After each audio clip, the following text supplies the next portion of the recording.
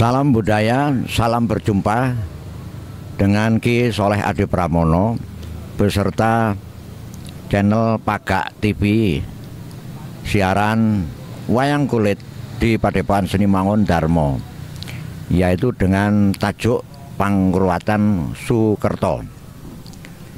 Sebelum kita berbicara masalah wayangnya, perlu kita memberikan sedikit penerangan bahwa apakah itu ruatan.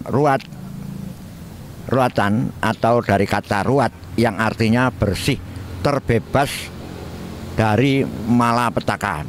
Petaka apa? Yaitu petaka sengkala. Sangkala. Dari sangkala apa? Sangkala Sukerto. Kebetulan hari ini Minggu Wage di Padepokan Seni Mangundarma, seperti biasanya acara rutin setiap tahun, biasanya tepat malam Minggu Kliwon. Karena Minggu Kliwonnya tidak ada di Suro, oleh karena itu bergeser ke Wage-nya, dari Minggu Wage. Lah, bersih, ruat itu bersih. Bersih dari apa? Dari Sukerto. Suker dari kata suker. Suker itu masalah yang bagaimana? Adalah masalah psikologi. Anak-anak yang lahir tunggal, lahir dua anak atau laki-laki perempuan, perempuan laki-laki, rasanya saling berebut menjadi utama, jadi selalu di atas ketidakseimbangan. Nah, untuk mencari keseimbangan itu lalu dengan sarana pangruatan wayang kulit. Yang diruat adalah saudara tunggal kelahiran, yaitu Marmarti, Kakang Kawah, Adi Ari-Ari, Getih, dan Buser. Dan itu adalah kardinal 4 yang kita sebut di dalam budaya Jawa budaya papatan, sedulur papat limo panjer. Kemudian juga karena laku perbuatan orang-orang Sukerto itu cepat sekali terjebak dalam suatu permasalahan yang disebut mancah. Misalnya selalu usaha-usahanya gagal, kemudian juga profesinya terhambat dan sebagainya. Dan ini bukan orang lain termasuk saya. Saya untuk menuju ke jati diri seorang pedalangan itu terhambat karena apa? Kakek saya bilang, ojo ndalang dhisik nek durung umur 40 tahun. Nah, untuk ojo ndalang, jangan sampai mendalang dulu sebelum umurmu 40 tahun. Ternyata perjalanan saya untuk mempersiapkan itu sudah kecil. Karena apa? Dibina oleh pakde saya namanya Ki Tirtonoto. Simbah saya adalah dalang topeng namanya Ki Rusman Bejo. Buyut saya Buyut Sainten. Dan kemudian pakde saya menularkan saya pedalangan. Bapak saya menularkan saya mocopat. Sehingga di dalam kehidupan saya selalu berdampingan dengan wayang topeng Malang, wayang kulit Malangan, mocopat Malangan. Dan itulah sebenarnya dasar daripada isen-isen kegiatan saya di Padepokan ini. Karena saya yakin bahwa untuk menjadi padepokan yang demikian perlu ada pajak-pajak atau yang harus dipenuhi oleh saya, yaitu adalah memberikan solusi untuk ruatan massal. Walaupun mereka masih bagaimana cara-cara mereka hidup gotong royong untuk ngerembuk bareng di Padepokan Seni Mangundarma. Ada yang membayar dengan fiskal berupa buah-buahan, ada yang polo pendem, ada yang binatang iber-iberan semacam ayam, merpati, dan lain-lain. Nah, itulah adalah cara-cara bisa untuk mengatasi kerukunan, bisa mengangkat bersama-sama. Dengan memanfaatkan juga kepada pemuda-pemuda kita untuk bisa ikut mengiringi, ikut juga menembang di situ latihan. Pada waktu latihan digunakan pas pada gelaran yang singkat ini. Lalu kemudian peristiwa masyarakat untuk mengenal menuju ke ruatan itu ya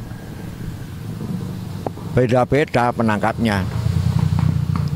Ada yang bawa ruatan itu anak tunggal gitu aja. Padahal ruatan tidak hanya tunggal, 2 laki-laki, 2 perempuan, laki-laki perempuan atau perempuan laki-laki.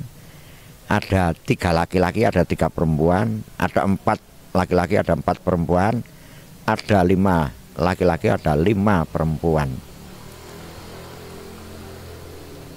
Dikala kita mengenal bahwa suatu ketika nafas di dalam kebudayaan ini ternyata ambitusnya tidak bisa dibatasi oleh wilayah geografi Indonesia. Bahkan banyak yang dari luar negeri juga. Ada dari Swiss, Elizabeth. Lalu ada dari Amerika, North Carolina, Julian Mary Wilson. Ada teman-teman belahan-belahan Jepang, Korea dan sebagainya ikut belajar tentang budaya di kami di Padepokan ini, sehingga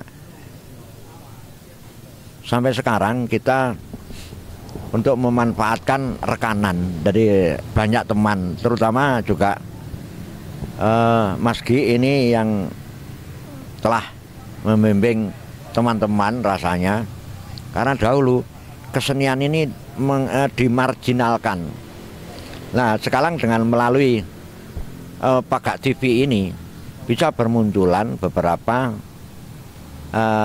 kegiatan-kegiatan, minimal kegiatan Malangan. Wayang kulit Malang ini agak langka. Nah untuk wayang kulit Malang di wilayah timur ini berbeda dengan yang lain-lain. Di sini masih memakai lakon jagat gumelar.